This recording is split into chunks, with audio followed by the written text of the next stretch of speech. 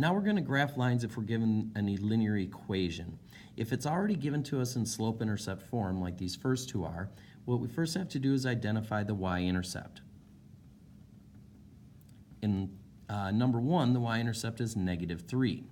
So I want to go down on the y-axis, 1, 2, 3, and I'm going to put a point there. That's going to be my starting point. When I look at the slope, that's the number in front of the x. If it's a whole number like 2, I just put it as 2 over 1. So if I have my rise over my run, I know that I'm going to have to go up 2, that's my rise, and over 1. Now, I always go to the right when I go over. I never go to the left. And I'm going to go up 2 and over 1 again. And then once I have 3 points, I like to use 3 points to make sure that they all line up. And then I'm going to go ahead and draw it in using my straight edge. Then for number 2, when you look at number 2, again we have a y-intercept here of a +4 this time, so I'm going to go up 4, and that's my starting point. Since my slope is negative in this case, instead of going up 3 and over 2, I need to go down 3 and over 2, down 3 and over 2, and again, once I have 3 points lined up, take my ruler and make my line. Now we're going to get into some cases that are not always obvious at first how to draw the lines. In the first case, we have y equals x. Now, we can draw this the same way we drew numbers 1 and 2. We just have to identify what the slope and the y-intercept is. Since there's no number after the x, we could say that would be +0. So that means my y-intercept is just going to be 0. So I start at 0 on the y-axis. If there's no number in front of the x, we would put a 1 there. And I can make that into a fraction by making it 1 over 1. So now I have my slope and my y-intercept. So I start at 0, 0, up 1 over 1, up 1 over 1, and once I have 3 points, I can go ahead and draw in that line.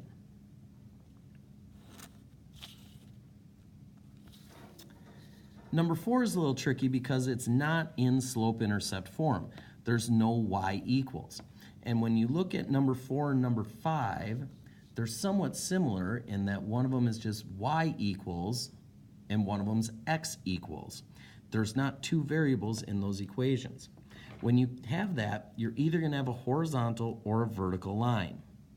When it's x equals something, that is a vertical line. And when it's y equals something, that's a horizontal line. So when we have x equals -3, that's a vertical line when x equals -3. So you go 1, 2, 3, and then it's just a vertical line that goes through that point.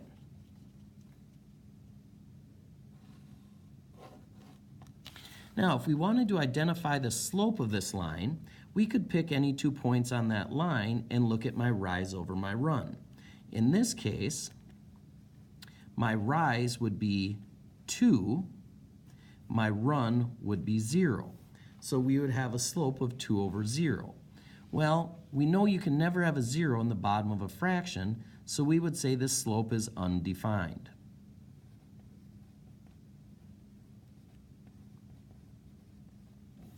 When we look at the equation of y equals a number, we have to go ahead and go in the horizontal direction for my line. And since it's y equals 4, I go up 1, 2, 3, 4, and I can make a point there.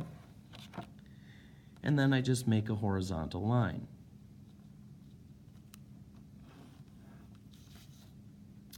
If I wanted to find the slope of this one using rise over run, again, I can make 2 points. In this case, my rise would be 0 and my run would be 2.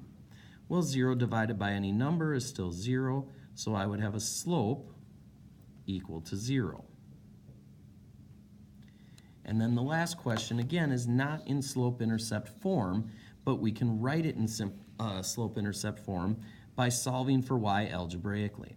So if I start with 2x minus 3y equals 6, I can start off by bringing my x's to the other side and subtract 2x, subtract 2x. So that's going to leave me on this side with negative 3y is equal to negative 2x plus 6. Now to get the y by itself, I divide by a negative 3, and I divide each term over here by a negative 3 also. Cancels out. Y equals negative over negative makes that positive 2/3. 6 divided by negative 3 gives me a negative 2. Now that I have it in slope-intercept form, I know my y-intercept is negative 2, so I go down 2. My slope is 2/3, so up 2 over 3. Now, if you don't have enough room to go up 2 and over 3, you can always go down 2 and backwards 3. So down and back to keep it on the same line, and then connect them with the ruler.